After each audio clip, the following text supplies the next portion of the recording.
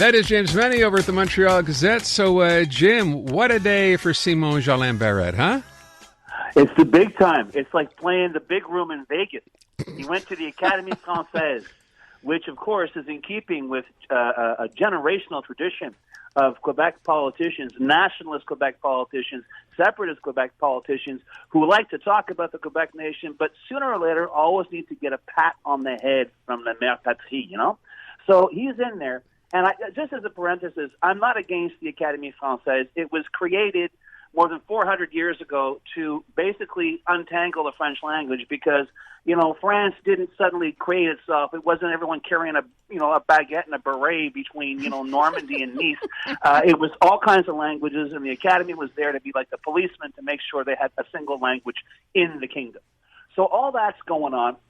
And for whatever reason, even though the rationale for the visit is the great job Quebec has been doing to protect French, Monsieur Jolin Barrette decides to tell the Academy that it is Canadian multiculturalism which is thwarting Quebec's attempts to promote and have the French language flourish. Let that one sink in for a bit. The other thing he says, which I find is even more intriguing, is he accuses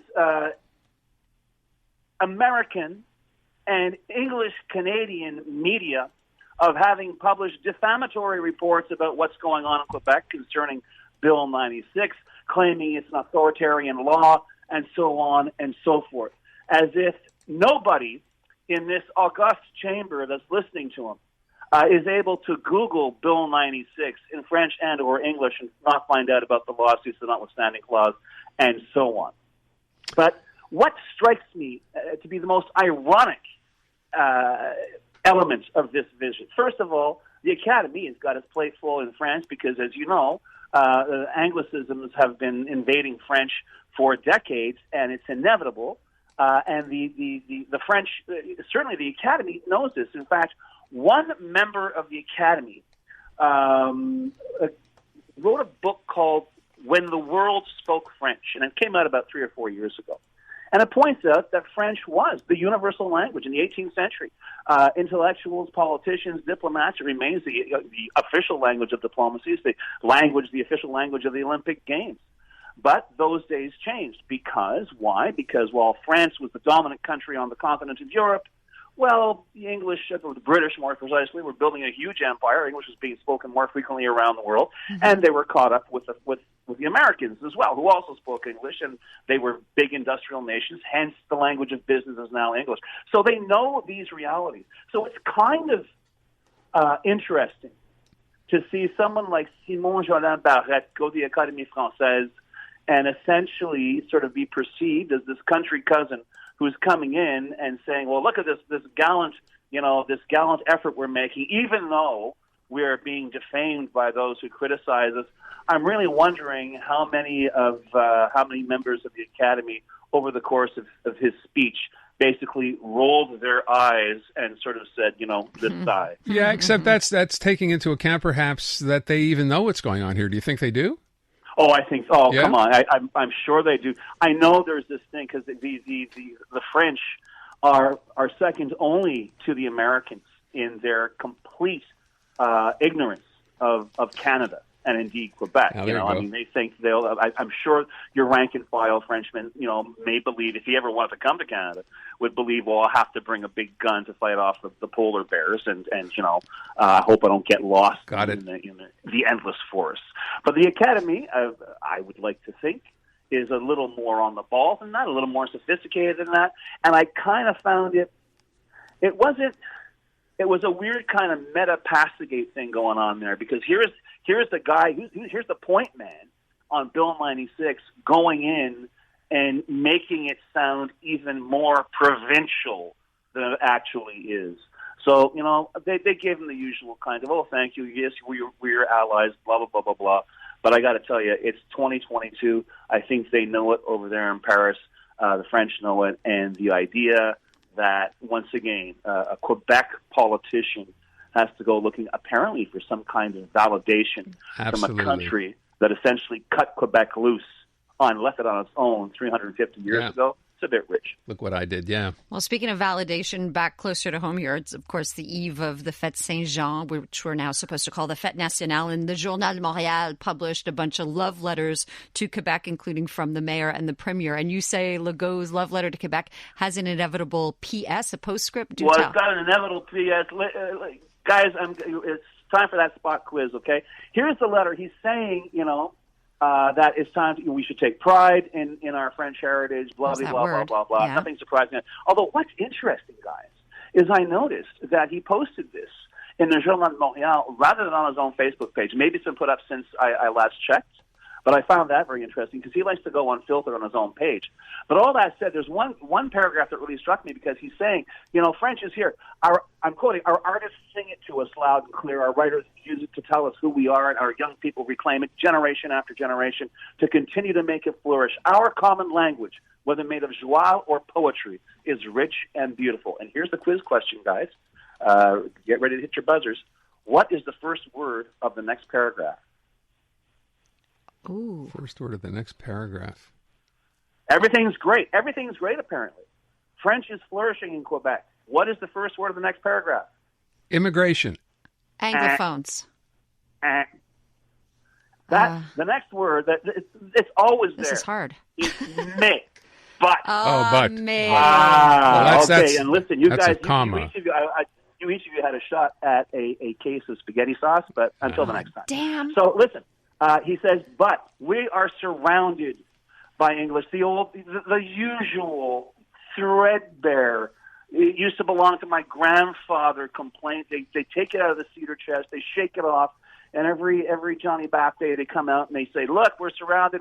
It's always a struggle. We must not fail. We must not whatever. But he just got through telling me what a great job they're doing and how French is flourishing. And this to me has always, and I suspect to a lot of Francophones as well, who quite frankly are not going to spend any time. They'll be doing the usual, tradition in Quebec of the Fête Nationale weekend. They're going to go to the States and go shopping, along with a lot of Anglophones, and we'll do the same thing on Canada Day. That's what makes this country great. But all that said, this is the say it out loud and clear contradiction. Things are going great here, but there's always a threat. Come on. How long are you going to get that grift going? Let me ask you this. We talked about this a bunch of times. What's going to be the issue heading into an election? So we talked the other day, Jim, about the fact that, yes, the support has gone down 5%, according to the last Legault poll for the CAQ. Then another one today. This is an Angus Reid survey that says that, hey, you know what? Not real happy with the way the CAQ government has dealt with health care either. So yes, I know they don't want to talk about that, but obviously the opposition is going to make it a point to talk about that. One would hope, Aaron. I mean, listen. I'm not the offensive coach for the Liberals or anybody else, but quite frankly, there are enough gaping holes in the CAQ story, even when it comes to language, that if you could drive a truck through it. So quite frankly, if the opposition continues to spin its wheels, and as I said yesterday, it's time certainly for Dominique Anglade to get loud. It's time for all of them to get loud.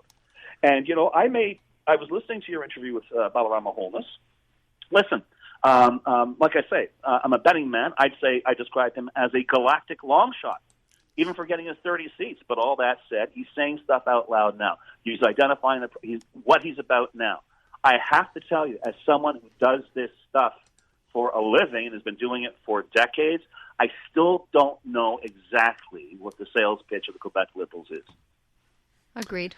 See, and that's obviously the most concerning part of all. But you got to imagine, Jim, you're also the one who always says this. You know what? It's a long way to October, so we're maybe not going to expect to hear anything for the next month and a half, maybe even longer than that. And you hope that's enough time for them to get their act together, as they say, and be able to find a focus. I would respectfully disagree. It's not like back in the day. There is no campaign trail. It's electrons and photons. People are on their phones all the time. People are checking stuff out all the time. And even if you don't go through conventional media, even if you're using social media platforms, you should be there 28/7. Okay. And this is it. I'm not seeing it yet. I'm not seeing it, frankly, from any party yet. But if they haven't figured that out, well, like I said, you may end up paying a price for that. So this idea, but nobody cares because we're going into summer vacation, you don't think that applies anymore? I think that's absolute nonsense. Okay. That goes along with, don't worry if my first horse died, I have another one that can pull the buggy. Those days are gone. This is interesting. Real. It's 24/7. People are on their phones all the time. It's like, oh, honey, I'm going on vacation, so let's just unplug the phones and the computer. Try that in this day and age. See how long you stay in that. I want to try that. I do. I want to do that. I try. I fail. You want to do that, but I try. I do. I really Keep a do. diary. God. Imagine that. And I was thinking, a very long read, I can assure you. Yeah. I as you said that, I thought to myself, the one guy who does do this, who sort of figured this part out, is Pierre Poilievre. He is on Twitter all the time. There's always stuff going on. He posts, or someone posts, obviously, or him on a regular basis. Ballarama's pretty active, too. Well, but you know what? Everyone's going to have to up their game. And I agree with you 1,000% about Pierre Poilievre, because it's true. And the fact we're talking about, the fact that most people, I would respectfully submit that more people in Quebec know more about Pierre Poilievre's stand on as nutty as some of them may be, than they do about the platform of the Quebec Liberal Party. Well, there's something to be said for that too, I guess. Jim, thank you. You have a good weekend. You too, guys, Take and care. Bon Saint-Jean. Non merci, j'ai déjà mangé.